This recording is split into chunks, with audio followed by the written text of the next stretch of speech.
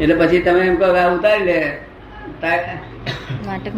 નહીં ઉતારતો કે છે ફરી ફરે છે, તમે એમ જાણો પુનરાવર્તન કેમ કરાવે છે? ના, હજુ એ પ્રક્રિયા પૂર્ણતાને પામી નથી, પુનરાવર્તન થતું નથી, એની પછી પ્રક્રિયા ચાલી રહી છે. તે પૂર્ણતાને પામે ત્યારે છૂટે છે. એટલે આ સંસાર પોતે પ્રવાહ રૂપે છે. કેવા રૂપે છે? પ્રવાહ રૂપે. એટલે સંસરણ નિરંતર પરિવર્તન જ પામ્યા કરે, પ્રવાહ રૂપે છે. ફ્લક્સ, ફ્લક્સ જેને કહે પ્રવાહ. પ્રવાહ ને ફ્લક્સ કે છે અંગ્રેજીમાં. અંગ્રેજી શું? ફ્લક્સ. ફ્લક્સ ફ્લક્સ વહેતા પ્રવાહ, ફ્લક્સ સમસરણ. જેવી રીતે એક મોટું લશ્કર હોય 5 લાખ માણસોનું, તે અહીંથી પસાર થાય તો એક નિયમબદ્ધ હોય ને કે ભાઈ 10 એટ અ ટાઈમ 10 કે 5 એવો નિયમ હોય ને લાખનું તો આપણે અહીં જોઈ શકીએ શું કે પસાર થતું આપણે દેખાયા કરે. એવી રીતે આ છે તે જગત પસાર થઈ રહ્યું છે, પ્રવાહ રૂપે છે જગત. અને તેથી દરેક નું ક્ષેત્ર જુદું હોય. કેવું હોય? જુદું. પ્રવાહ લાખો માણસ ક્ષેત્ર જુદું ને. તમારા ક્ષેત્રમાં બીજા ના હોય ને, તમે જે ક્ષેત્ર બતાવો છે બીજા ના હોય ને. કોઈ કહે છે તમારે પાછળ કાળ ના હોય તો તમારા ક્ષેત્રમાં આવે છે એટલા કરતા કઈ કાળ બદલાયેલો હોય છે. હા, ટાઈમ બદલાયેલો.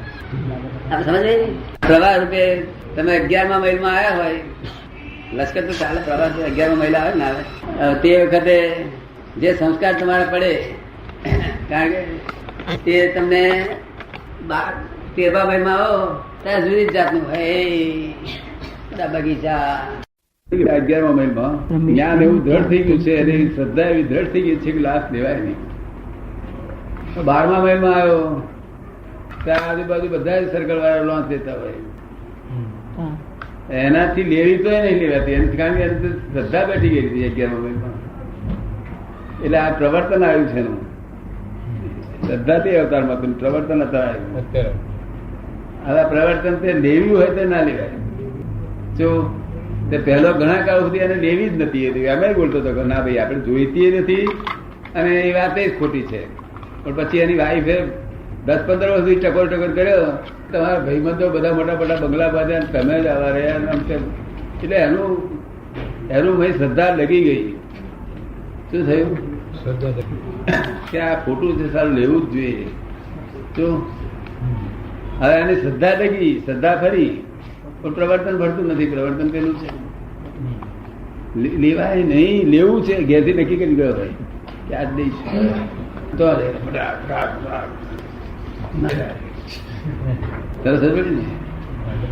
પછી બનમાં એમ થાય છે હું નબળો છું, મૂર્ખ છે, નબળો નથી, મૂર્ખ નથી, તારી નબળે નથી.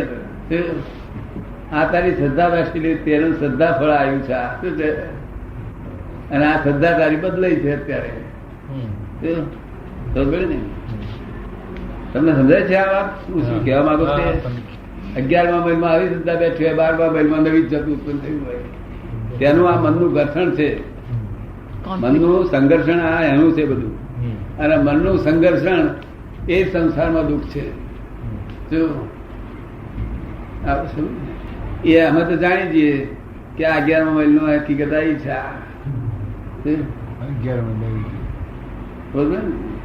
12મા મહિલમાં જુદું. દરેક મન 11મા મહિલનું હોય છે. મન જે ફળ આપે છે 11મા મહિલનું આપે છે. 11મા મહિલનું અને જ્ઞાન 12મા મહિલનું દેખાડે છે.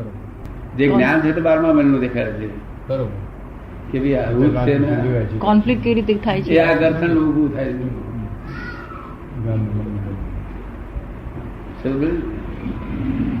કોઈ કે છે આવી સરસ સ્ત્રી છે છતાં આને કેમ ઘર્ષણ છે? કે છે અત્યારના જ્ઞાનના હિસાબે સરસ છે આ સ્ત્રી, પણ એને જે મનમાં એ કર્યું છે 11મા મહિલમાં જેવી શ્રદ્ધા બેહાડી છે એ આવ્યું છે અત્યારે. શું છે? બરોબર. હવે આ ઘર્ષણતા અટકાવવા માટે જ્ઞાનીઓના જ્ઞાન સિવાય વસ્તુ શીખે. ઘર્ષણતા અટકે નહીં અને સંસાર તો આવો જ થાય. પણ એનું રૂટ કોઝ બતાવું છું. આનું રૂટ કોઝ શું છે એ આપણે સમજાયું?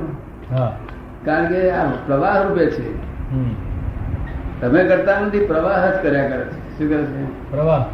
આ પ્રવાહના નિયમોનો તમને કર્તા પદમાં લાવે છે. શું? અને કર્તા પદનું ભાન એ તમારું ઇગોઇઝમ છે. શું શું કે છે? આપનું નામ રતિલાલ? હા. એ વાતચીત કરજો, હા. આ સારું. આમાં બહુ વિચાર સરસ. હું તો થોડુંક જેવું જ મને ખબર પડી જાય. એવી જો સુગંધી લોકોને આવે ને આજના જમાના વ્યવહારમાં જોઈએ ને સુગંધી. અહીં વ્યવહારની વાત છે જ નહીં ને આપણે. અહીં વ્યવહારની વાત ના હોય.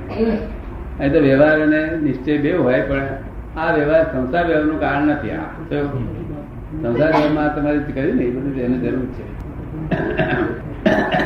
આપણે સમજમાં આવ્યું આવે પ્રવાહ અનાદિથી કરાયાથી પ્રવાહ વયા કર્યો છે. બેનના પ્રશ્નો છે. હે? હા. પ્રશ્ન છે, શું શ્રદ્ધાથી માનવી જીવનમાં ટકી શકે છે? તો તે કેવી રીતે? એવું છે ને, એક શ્રદ્ધાથી માનવી જીવનમાં ટકી શકે છે તો તે કેવી રીતે એમ પૂછે છે. શ્રદ્ધાથી માનવી જીવનમાં ટકી શકે છે તે કેવી રીતે એવું બેન પૂછે છે. તો આપણને એક સ્ટીમરમાં બેઠા અને પછી કોકે મનમાં એમ વહેમ પડ્યો કે આ સ્ટીમર ડૂબે એવી છે, તો આપણે ઉતરી પડીએ. અને શ્રદ્ધા બેહે તો ટકીએ ના ટકીએ? શ્રદ્ધા બેહરો ના બેહરો? શું કે છે? કેમ લાગે છે? તરત જ ખબર પડે. શ્રદ્ધા ના બેહે ઉઠી જ જાય માણસ. શું? આ જગત આખું બિલીફ ના આધારે જ ચાલી રહ્યું છે. જ્ઞાન ના આધારે કોઈ માણસ ચાલતો નથી, બિલીફ ના આધારે જ ચાલે છે. પણ જગતમાં દુઃખ કેમ છે? બિલીફો રોંગ બિલીફો મળી છે ને. કે જો રાઈટ બિલીફ હોત તો જગતમાં દુઃખ હોત જ નહીં. કે સમજમાં આવ્યું? શ્રદ્ધા બિલીફ જ છે તમને. અને જગત આખું જીવ માત્ર બિલીફ, મનુષ્ય માત્ર બિલીફ ઉપર છે. બીજા જીવનો તો કઈ, બીજા જીવો તો આશ્રિત છે. શું છે? મનુષ્ય સિવાય ઇતર જે જીવો છે, દેવ લોકો બધા જીવો બધું આશ્રિત છે. એક મનુષ્ય એકલા જ નિરાશ્રિત છે. શું છે? નિરાશ્રિત. આ દાદા એક્સપ્લિસિટ કરો. આ સમજાવો કે છે દેવો આશ્રિત કેવી રીતે? દેવો પણ આશ્રિત છે કેવી રીતે? અને મનુષ્ય નિરાશ્રિત. અને મનુષ્યો નિરાશ્રિત છે કેવી રીતે? દેવો પણ આશ્રિત છે કેવી રીતે? અને મનુષ્યો નિરાશ્રિત છે કેવી રીતે? મનુષ્ય એકલા નિરાશ્રિત છે. નિરાશ્રિત હંમેશા મનુષ્ય સિવાય કોઈ જીવ હું કરતા છું એવું ભાન ધરાવતો જ નથી. મનુષ્ય સિવાય કોઈ પણ જીવ, દેવ કોઈ પણ હું કરતા છું એવું ભાન ધરાવતા નથી. અને આ એકલા જ મનુષ્ય એકલા જ એવા છે કે હું કરતા છું એવું ભાન ધરાવે છે. અને જ્યાં કરતા થયો ત્યાં આશ્રિતતા તૂટી જાય છે ભગવાનની. કે ભાઈ તું કરી લો છું, તું છૂટો હું છૂટો. શું કહે છે? તું કરી લો છું એટલે તું છૂટો હું છૂટો. પછી ભગવાનને લેવા દેવા શું તમારે?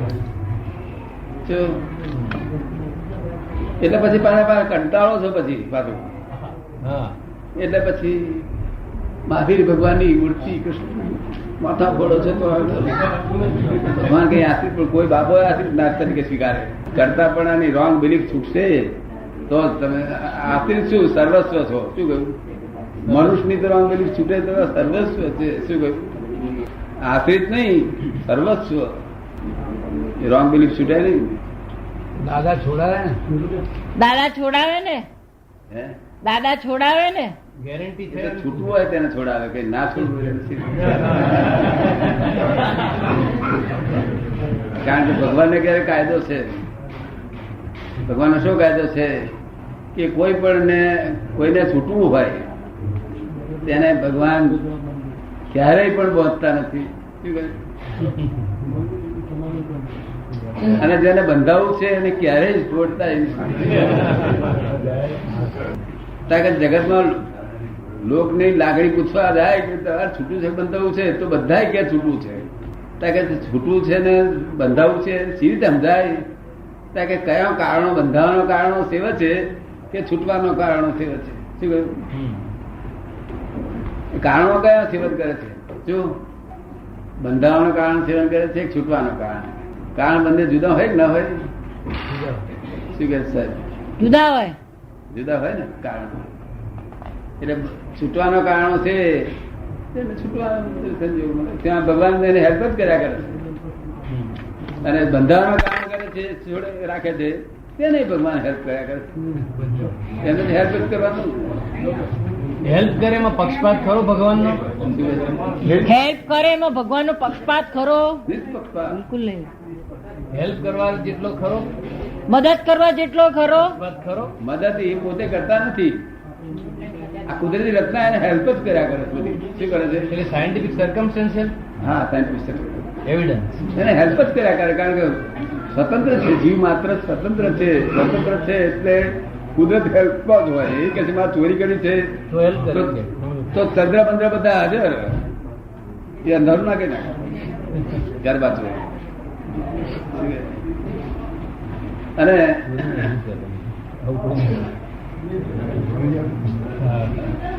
જય સચ્ચિદાનંદ, જય સચ્ચિદાનંદ. પણ એવું છે કે કેટલીક વાર અમે શ્રદ્ધા ખૂબ રાખીને કામ કરતા હોય છતાં અમને મુશ્કેલી જ આવે. બેન કે છે કે ઘણી વાર અમે શ્રદ્ધા રાખીને કામ કરતા હોઈએ છીએ પણ એમાં અમને મુશ્કેલી જ આવે છે. જેમાં વિશ્વાસમાં મુશ્કેલી આવે, વિશ્વાસમાં મુશ્કેલી આવે, શ્રદ્ધામાં મુશ્કેલી ના આવે. મુશ્કેલી આવે છે. મારે થયું છે કે મારે એવું થયું છે. ના ભાઈ, વિશ્વાસમાં મુશ્કેલી આવે, શ્રદ્ધાથી શ્રદ્ધામાં ના આવે. શ્રદ્ધામાં ના આવે, શ્રદ્ધામાં મુશ્કેલી ના આવે. શ્રદ્ધા અને વિશ્વાસ બે જુદી વસ્તુ છે. શ્રદ્ધા બિલીફ ના આધીન છે, બિલીફ ના આધીન છે, અને વિશ્વાસ આપવો એ વિશ્વાસઘાત પણ થઈ શકે. આ પ્રિન્સિપલ સાહેબ પૂછે છે કે કરતાપણાનો ભાવ મનુષ્યમાં ભગવાને શા માટે મૂક્યો? કરતાપણાનો ભાવ મનુષ્યમાં ભગવાને શા માટે મૂક્યો? કરતાપણાનો ભાવ એ કહું આપને, ભગવાને મૂક્યો હોય તો તમને હરકત જેવું છે જ ને. કારણ કે જે મૂકનાર હોય એ ભોગવે. આ ચોર લોકો નહીં કેતા, આપણે ચોરને ચોર કહીએ કે ચોરી શા માટે કરો છો? મને ભગવાન માં પ્રેરણા કરે. ભગવાન પ્રેરણા કરે તો તને વાંધો જ શું છે? તે તું જવાબદાર જ નથી, પ્રેરક જવાબદાર છે. શું કહ્યું? તેમ ભગવાને જો તમને કરતા એ જવાબદાર રિસ્પોન્સિબલ. માટે ભગવાન આમાં કશું કહ્યું નથી. ભગવાનની રૂપરેખા થોડી બતાવી દઉં તમને. બતાવું? આ જગતમાં ભગવાન તમારા માટેલા ભગવાન ક્યાં રહે છે એવું તમે શું કહો છો? તમે ભગવાન ક્યાં રહે છે એવું શું જાણો? જે જાણતા કોને એ નક્કી નથી થયું. હા, કેટલાક લોકો છે ઉપર રહે છે. પાણીના સાયન્ટિસ્ટો મને કહે છે કે એ તો ઉપર રહે છે. મને કે તમારું શું મત છે ઉપર રહે છે એમાં? મારે કેવું પડશે ઉપર તો આકાશ છે, ખાલી કોઈ જગ્યાએ રહેતો નથી. જ્યાં ભગવાન રહે છે ત્યાં. એ લોકો કહે છે સાચું એડ્રેસ આપણી પાસે છે? મારી પાસે છે. તમારે જોઈએ છે કે સાચું ભગવાનનું એડ્રેસ આપો. તારે મારે કેવું પડે God is in every creature whether visible or invisible. એ જગ્યા સિવાય બીજી જગ્યાએ ગોડ છે જ નહીં. અને તે in every creature, not in every creation. શું મેં કહ્યું? એમનું એવું કેવું છે કે આપણે જે જડ ચેતન કહીએ છીએ એ પણ કે છે કે રિલેટિવ છે. કારણ કે આપણે આને તમે જડ કહ્યું તો એને સાયન્ટિસ્ટો ચેતન કે છે, આમાં છે એવું કે છે. આપણને ન દેખાય એવું ઇનવિઝિબલ, આમાં ન દેખાય. આ જગતની ભાષામાં જેને ચેતન ગણવામાં આવે છે એ ચેતન છે જ નહીં. દાદા, તમારી વાણી જે છે, તમારી આપત વાણી છે, વાણી છે, હા, એ વાણી એને અમે સર્જન ગણીએ એટલે વાંચતા હોઈએ તો એ સર્જનમાં ચૈતન્ય જેટલા પ્રમાણમાં હોય એ અક્ષરમાં એટલા પ્રમાણમાં આ ક્રિએશનમાં એટલા પ્રમાણમાં ચેતન ખરું કે નહીં? હા, એ તો એને ચેતનનો સ્પર્શ થયેલો, ચેતનના સ્પર્શના ગુણો છે એને. શું પણ બીજી રીતે ચેતન આને કહેવાય છે તે તમને બતાવું. ખરી રીતે આપણા હિન્દુઓ ધર્મના ઋષિઓએ જે માન્ય કર્યું છે આનામાં ચેતન, એ હું આપને બતાવું કઈ રીતે. કારણ કે આ જે માલકીનું છે તે જો તમે નાશ કરો તો દોષ બેસશે, તમને પાપ લાગશે. શું પાપ લાગે? ભાઈ જળને માર્યું તો ના, એનો ધણી છે તેની માલકી ધરાવે છે. શું છે? એટલું ચેતન છે. ધણી માલકી ધરાવે છે એટલું એમાં ચેતન છે. અને જે કોઈ ચીજ માલકી ધરાવતું ના હોય તો તમે એને બાળી મૂકશો. શું? એટલું આપણા ઋષિ મુનિએ એક્સેપ્ટ કરેલું છે. જો